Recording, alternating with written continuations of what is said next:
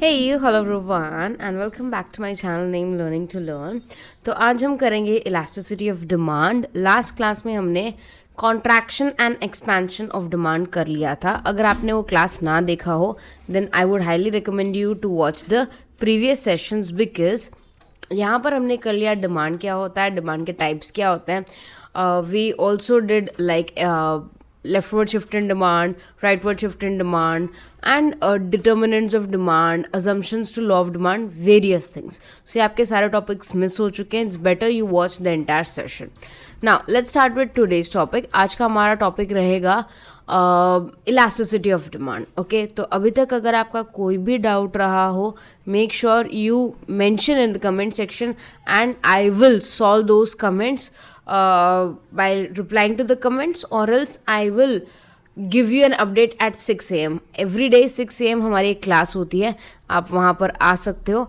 और वहाँ पर बेसिकली मैं डेली स्केड्यूल डालती हूँ. उसके साथ साथ जो भी आपकी प्रॉब्लम्स होती हैं दिन भर में, लाइक जो भी आपने कमेंट्स में मेंशन की होती है, उसको मैं स्पेसिफिकली आंसर करती हूँ at 6 AM. So if you are going to put a question in the comment section, you are going to get the reply the next day. Okay, now cross elasticity of demand, price elasticity, income elasticity से पहले हमें ये पता करना पड़ेगा कि elasticity of demand क्या होता है.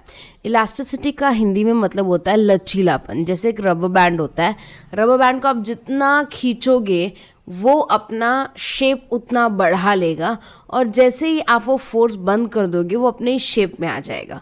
तो वैसे ही इलास्टिसिटी मतलब लचीलापन होता है. इसका मतलब अगर कोई भी चीज़ में आप चेंज लाना चाहते हो, फॉर एग्जाम्पल जैसे डिमांड है, ओके, अगर आप डिमांड बढ़ाना चाहते हो तो according to simple law of demand आपको प्राइस क्या करनी पड़ेगी, कम करनी पड़ेगी. ये लॉ ऑफ डिमांड है, हम बहुत अच्छे से जानते हैं. बट इलास्टिसिटी ऑफ डिमांड आपको ये बताता है कि डिमांड अगर मुझे 20% से इंक्रीज करनी है तो कितनी प्राइस कम करनी पड़ेगी ताकि डिमांड 20% इंक्रीज हो. जो हम लोग यहाँ पर रेंज देखते हैं, या यू कैन से परसेंटेज देखते हैं, या मेजरेबल वैल्यू देखते हैं, उससे हम कहते हैं इलास्टिसिटी. कि भाई अगर मैं सपोज 10% प्राइस घटाती हूँ तो 20% डिमांड बढ़ेगा. जब मैं ये बताती हूँ कि एग्जैक्टली किसने प्राइस गिरने पे कितना डिमांड इंक्रीज होता है, उससे हम इलास्टिसिटी ऑफ डिमांड कहते हैं. तो याद रखना, इलास्टिसिटी में सिर्फ प्राइस नहीं होता, डिमांड को चेंज करने के लिए अलग अलग चीज़ें होती हैं. उसको समझाने के लिए सबसे पहला प्रकार है प्राइस इलास्टिसिटी. यहाँ पर क्या होता है, relationship between demand and price. इसका मतलब प्राइस को मैं कितना चेंज करूं कि डिमांड में चेंज आए. सिंपल.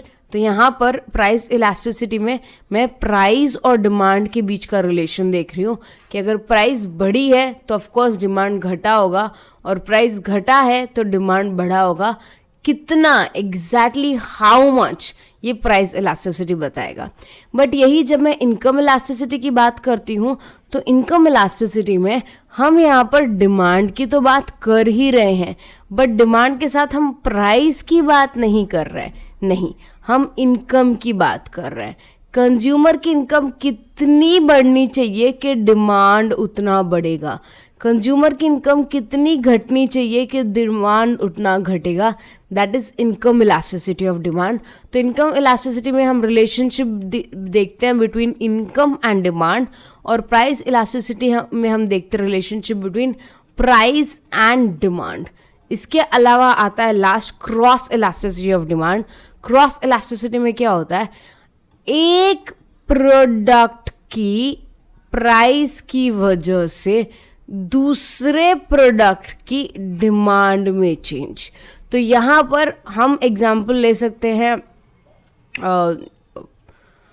कॉम्प्लीमेंट्री गुड्स का एंड सब्स्टिट्यूट गुड्स का, और इसको हम आगे समझाएंगे अच्छे से.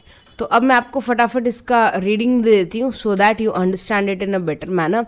This refers to the change और sensitivity in the consumers demand for the quantity of a good with respect to change in price. तो यहाँ पर हम किसके बीच में देख रहे हैं रिलेशनशिप, डिमांड और प्राइस के बीच में।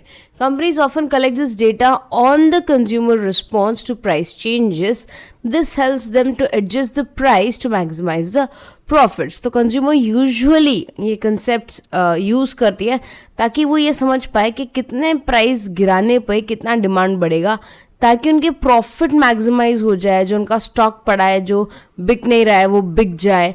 बहुत सारी चीज़ों की वजह से price elasticity of demand use होता है। अब इनकम इलास्टिसिटी ऑफ डिमांड पढ़ लेते हैं।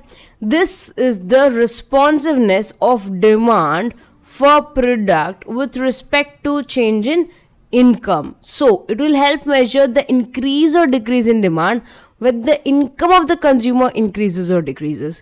तो यहाँ पर हम इनकम और डिमांड के बीच में रिलेशनशिप देख रहे हैं।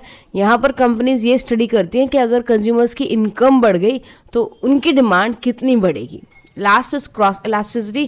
This value is calculated by using percent change in demand quantity for a good and dividing it by percentage change in price of some other good. याद रखना ये exactly price elasticity जैसा है, बट यहाँ पर दोनों प्रोडक्ट्स अलग है। चेंज इन डिमांड किसी और की हो रही है और प्राइस किसी और गुड का चेंज हो रहा है, बस आपको यही याद रखना है, ठीक है। नेक्स्ट क्लास में जब हम मिलेंगे तब हम प्राइस इलास्टिसिटी का यू कैन से बहुत ही डिटेल में पढ़ाई करेंगे। So make sure you join that session, और अगर कोई भी डाउट हो तो प्लीज़ मुझसे पूछेगा। Take good care of yourself, study hard everyone, bye.